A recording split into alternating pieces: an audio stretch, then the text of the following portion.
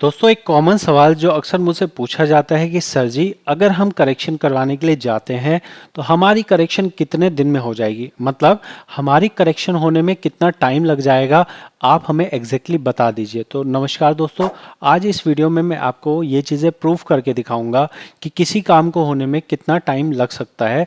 मैं ऐसा क्यों बता सकता हूँ, क्योंकि मेरे पास डे एंड डे नाइट यहाँ पे आप लोगों की क्वेरी आती है, आप लोगों का ही मैं काम करता हूँ, उसी से मैं फीस कमाता हूँ और फीस कमा के ही मेरा गुजारा होता है। जो आपको बताने वाला हूँ ये मैं आपको विद प्रैक्टिकल एग्जांपल दिखा रहा हूँ। देखिए, आपकी करेक्शन कितने दिन में होगी ये डिपेंड करता है दो एलिमेंट के ऊपर। पहला एलिमेंट है आपकी कंपनी और दूसरा एलिमेंट है पीएफ ऑफिस। यहाँ पे जो ज़्यादा टाइम टेकिंग प्रोसेस है वो मैंने जनरली देखा है कंपनी के एंड पे।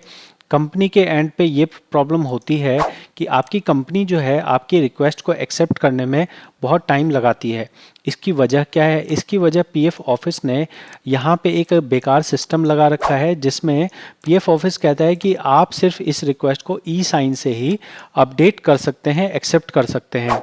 कुछ कंपनियां इस ई साइन की वजह से आपके रिक्वेस्ट को एक्सेप्ट नहीं कर पाती हैं और आपके रिक्वेस्ट को एक्सेप्ट करने में बहुत टाइम लगता है। ठीक है, दूसरा रीज़न ये होता है कि अगर आपकी कंपनी एक ऑर्गेनाइज तरह की कंपनी नहीं है, एक लाला कंपनी या बनिया कंपनी है, तो आप अपनी रिक्वेस्ट को भेज के रख देते हैं और वो रिक्वेस्ट को एक्सेप्ट ही नहीं करता है। जो मैं आपको कह रहा हूँ क्या मैं आपको दिखा सकता हूँ? मैं यहाँ पे एक एम्प्लॉयर का पोर्टल खोल रहा हूँ और इस एम्प्लॉयर के पोर्टल पे मैं आपको दिखा देता हूँ कि किस तरह से लापरवाही की जाती है कंपनी के द्वारा। यहाँ पे हम मेंबर पे आ गए हैं, यहाँ पे हम अप्रूव डिक्लेरेशन रिक्वेस्ट पे आ गए हैं और रिक्वेस्ट पे आने के बाद आप देख सकते हैं यहाँ पे पेंडिंग रिक्वेस्ट आ रहा है नज़र आपको। इस पेंडिंग रिक्वेस्ट में आप देखिए कि यहाँ पे रिक्वेस्ट पड़ी हुई हैं और इसको अप्रूव नहीं किया जा रहा है। क्यों नहीं अप्रूव किया जा रहा है? तो यहाँ पे एक ही वजह है कि ई साइन, मतलब कंपनी के पास ई साइन नहीं है। लेकिन अगर इसी में मैं आपको इससे पहले वाले पे ले चलूँ, देखो पेंडिंग रिक्वेस्ट हो गया। इससे पहले जब डिजिटल सिग्नेचर से एक्सेप्टेंस होती थी तो देखिए क्या है, अप्रूव्ड यूजिंग डिजिटल सिग्नेचर। तो डिजिटल सिग्नेचर से आज तक ये भाई साहब ने 1 2 3 4 5 रिक्वेस्ट आज तक एक्सेप्ट कर रखी हैं। लेकिन वहीं पे जब से ये नया सिस्टम आया है कंपनी एक भी एक्सेप्ट नहीं कर पा रही है। तो आपका एक एलिमेंट वहाँ पे जहाँ कंपनी है, तो कंपनी के एलिमेंट में आपको ये समझना होगा कि कंपनी के पास हो सकता है मजबूरी हो या कंपनी के पास हो सकता है लापरवाही हो। तो आप अगर अपनी कंपनी से जिस तरह भी कॉपरेट करवाएं, जिस तरह भी उनसे जल्दी से जल्दी करवा लें, ये आपके हाथ में होता है। इसके आगे का प्रोसेस आपके हाथ में नहीं होता है। एक चीज़ और समझिएगा कि अगर आप अपने डॉक्यूमेंट्स को सही तरीके से नहीं लगाएंगे तो आपकी रिक्वेस्ट चाहे आपके एम्प्लॉय एक्सेप्ट कर लें तो भी आगे पीएफ ऑफिस उसे रिजेक्ट ही करेगा। तो अगर आप सही रिक्वेस्ट नहीं लगाओगे तो आपका अच्छा खासा टाइम वेस्ट हो जाएगा। पहली रिक्वेस्ट लगेगी, मान लो कंपनी ने 10 दिन लगा दिया या मान लो कंपनी ने 1 दिन में कर दिया, उसके आगे जो पीएफ ऑफिस है वो आराम से इसमें 10 दिन का टाइम लगाएगा ही लगाएगा। यहाँ पे अगर मैं आपको दिखाऊं इमेज के अंदर में, तो पीएफ ऑफिस ने एक ऐसा इमेज बनाया है, पीडीएफ बनाया है, उसमें मैं आपको इमेज दिखा रहा हूँ। पीएफ ऑफिस कहता है अगर छोटा मोटा करेक्शन होगा तो 7 दिन में, बड़ा करेक्शन होगा तो 15 दिन में, और अगर हमें किसी तरह की सफाई चाहिए होगी तो 3 दिन हम और मान लेंगे। ये 7 दिन और 15 दिन ये है जो बिना छुट्टी के हैं। तो छुट्टी तो होती है एक दो दिन की तो होगी ही होगी छुट्टी। तो मान के चलते हैं कि यहाँ पे आपको जो टाइम लग सकता है वो 10 दिन से 20 दिन तक का टाइम लग सकता है पीएफ ऑफिस के पास में।